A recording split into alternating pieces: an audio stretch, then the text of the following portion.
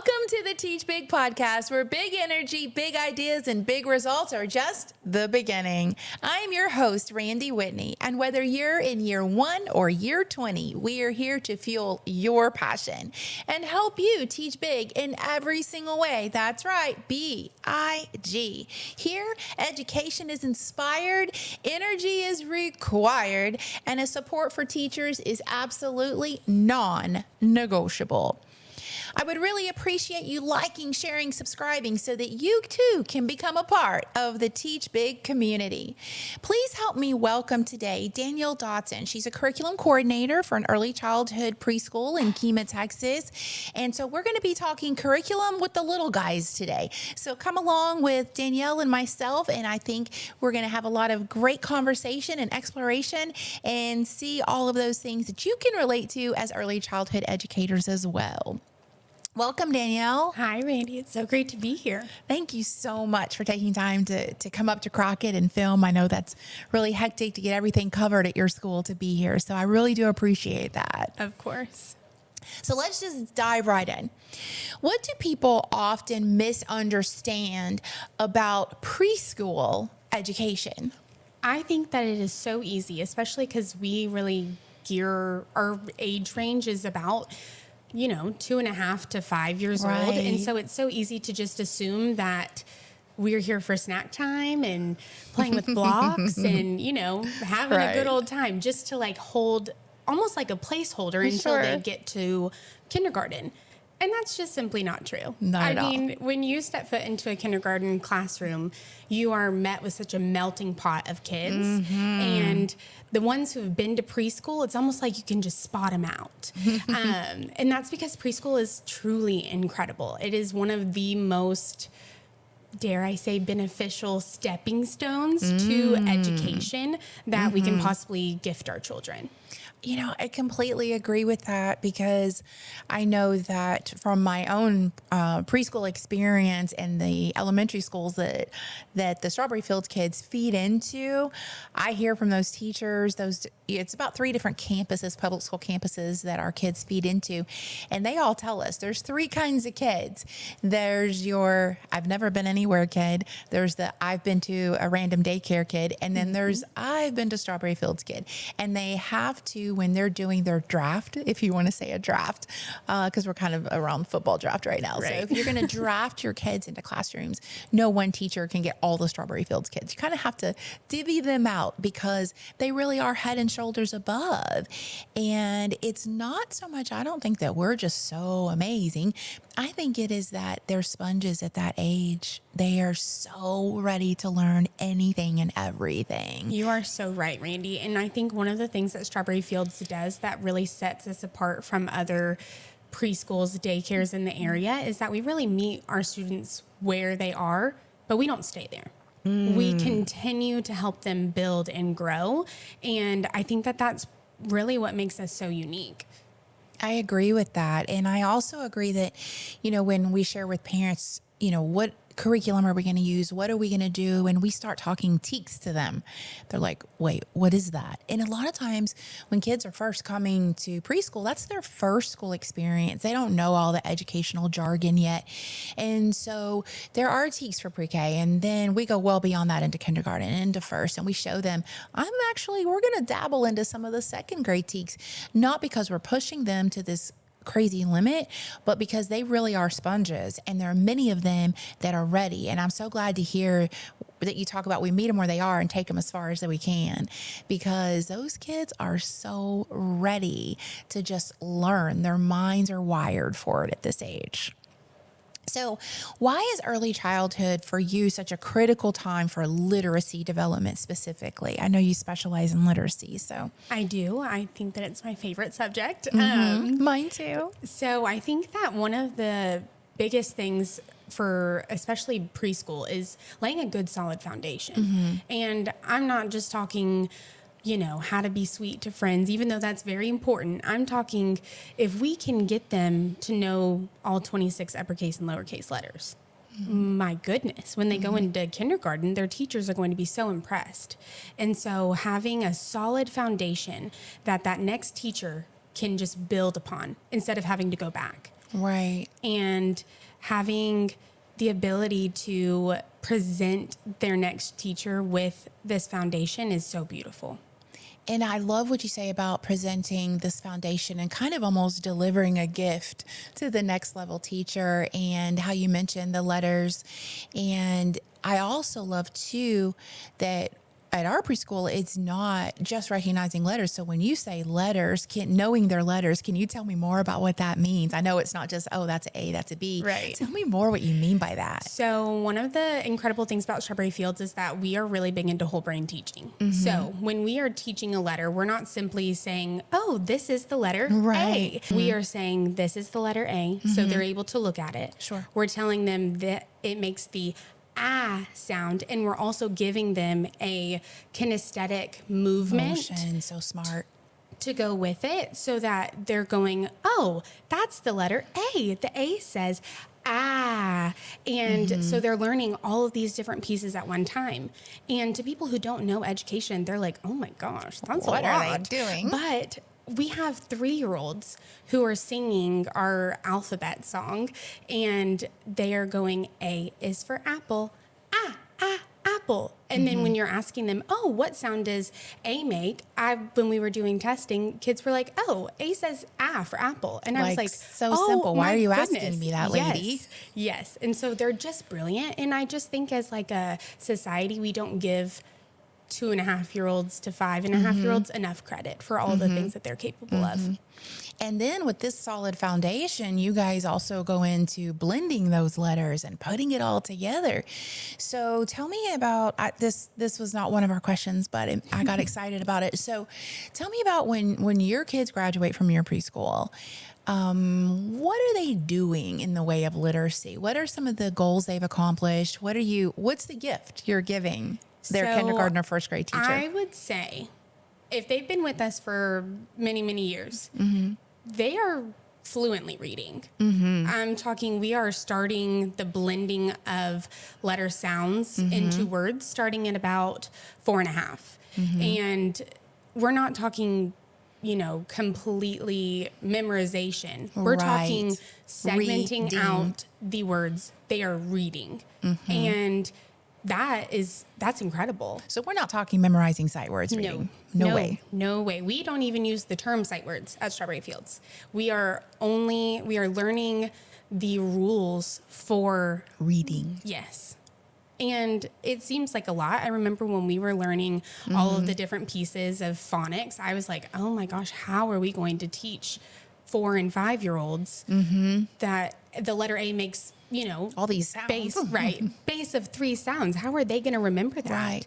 And then we started teaching it.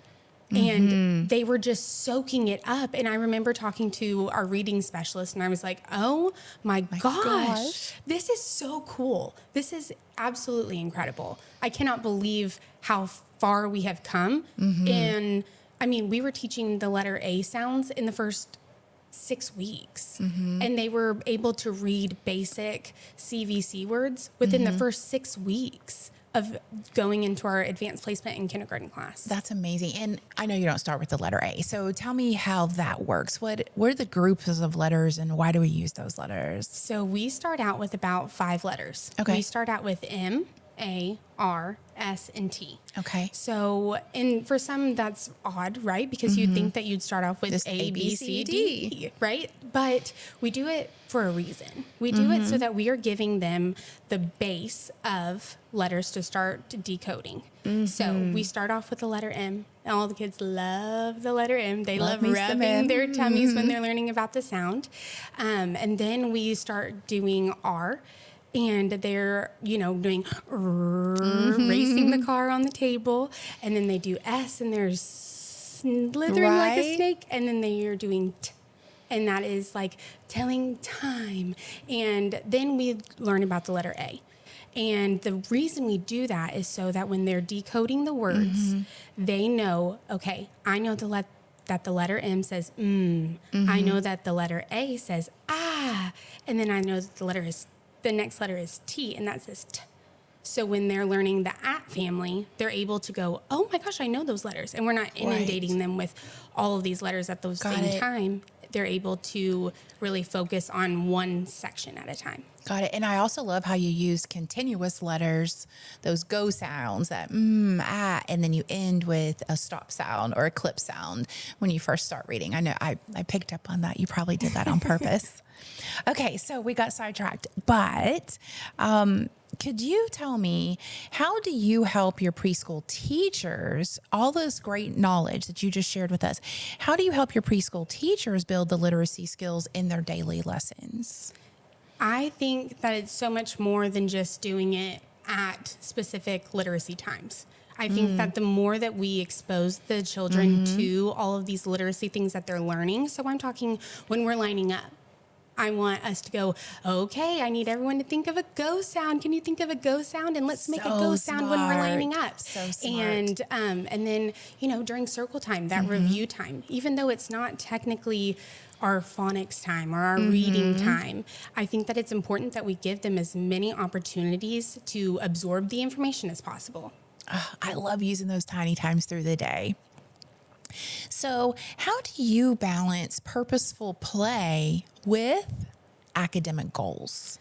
I think that with the age group that we have, it's really unique, and one size does not always fit all. It Makes honestly sense. never fits all. Never. And so having the opportunity to know your students and know, what, the 50% of my class loves playing with magnet tiles. Why don't we include magnet tiles in our activity? Oh, yes. So it's as simple as taking an expo marker, writing M, A, and T on there, and then segmenting them out on the table and going, okay, we're going to see if we can connect them together.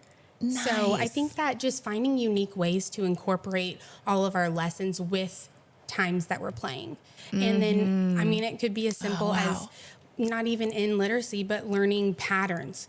We take the colorful blocks and we're like, okay, we're going to make an A-B pattern. Can everybody find a red block and a blue block? Let's put them together. Now, do you think that you can keep that going? Let's try. And just keeping their little bodies busy also.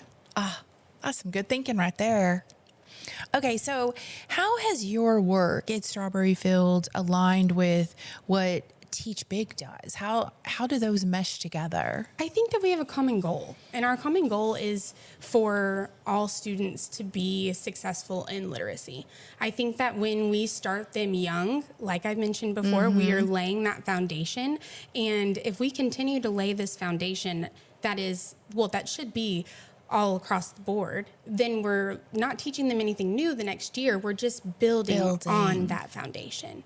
And it leads straight into those public school years where hopefully some of that Teach Big philosophy is resonating in there. Absolutely. So why do you think it is so important that literacy instruction starts from preschool and continues through the upper grades? Because sometimes we tend to think, okay, well, we're out of kindergarten and first grade. Now we don't have to think about phonics and reading anymore. So tell me where your philosophy lies about how do we continue that and why is that important? Well, we don't stop reading ever. Even as they get older, even though they know these, basic words that they're reading every single day, we are truly teaching them how to decode words. So when they see a long word that they're like, oh my gosh, I have no idea what that word is, they can think back and have that background schema of, oh, I know that when the letter A is with the letter N, it makes that sound. So when I'm sounding it out, I know that it doesn't make an sound because that's not making that word. Right. So I think that having that solid foundation of knowing the basics is just going to help propel them into the next And school I love year. how you answered that right out of the gate when you said, well, we don't stop reading. Right. So good. We never do. So good. And as adults, we can be reading our favorite novel, laying in bed at night, and come across a word that we have no idea what it is. And if we have those foundations like you've been talking about, we go back to that foundation and apply it, even as grown-ups, laying in bed, reading our favorite novel, right? Exactly.